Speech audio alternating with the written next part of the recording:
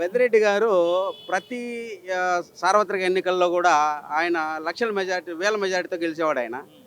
ఇప్పుడేమైందంటే అది 4,000 పడిపోయింది.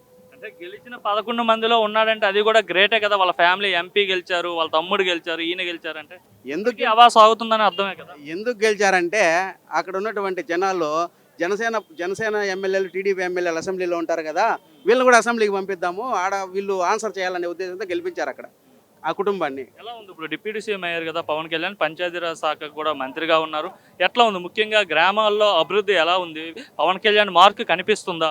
అందుకే కదండి ప్రతి సర్పంచ్, పల్లెల్లో ఉన్నటువంటి ప్రతి సర్పంచ్ పవన్ కళ్యాణ్ గారికి చేతులు దండం పెడుతున్నారు. ఎందుకంటే గత ప్రభుత్వ హయాంలో ఎప్పుడు సర్పంచ్కి నిధులు లేవు. ఎప్పుడు మాట్లాడినా 14 ఫైనాన్స్ వాళ్ళకి పోయిందంటాడు, 15 ఫైనాన్స్ వీళ్ళకి పోయిందంటాడు, 13 ఫైనాన్స్ వాళ్ళకి పోయిందంటాడు. చివరికి ఒక వీధి లైట్ వేసుకునేటటువంటి పరిస్థితిలో కూడా అప్పటి సర్పంచ్లు ఎవరూ లేరు. పవన్ కళ్యాణ్ గారు డిప్యూటీ సీఎం అయిన తర్వాత, గెలిచి ఎమ్మెల్యే అయ్యి అసెంబ్లీకి వెళ్ళిన తర్వాత, డిప్యూటీ సీఎం అయిన తర్వాతనే ప్రతి సర్పంచ్కి వారికి కావాల్సినటువంటి నిధులు వాళ్ళకి సమకూరుస్తున్నాడు. కాబట్టి పల్లెల్లో ప్రతి సర్పంచ్, ఏ సర్పంచ్ దగ్గరికి వెళ్ళినా కానీ పవన్ కళ్యాణ్ గారికి దండం పెడుతున్నారు.